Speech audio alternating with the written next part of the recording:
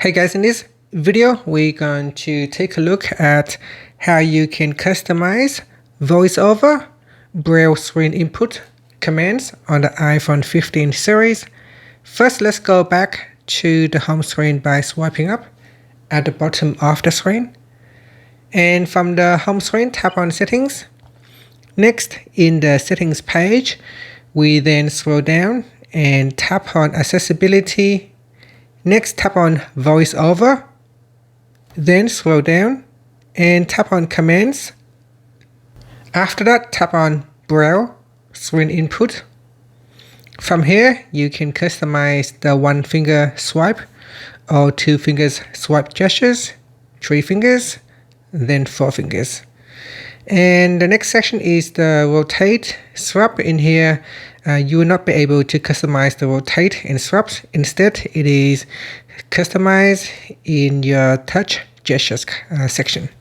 Or you can go to the all commands section to assign the next rotor or the previous rotor items. So we go back into Braille Screen Input, and if you scroll down, you can customize the double tap, hold, and flick 3 fingers, back tap.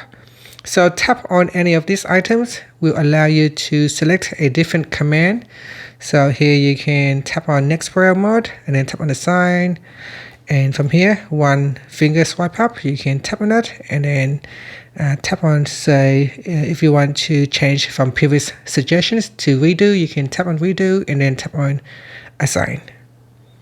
And that's it. You can also remove a command by scrolling down to the bottom and tap on the remove button, and that will remove the command.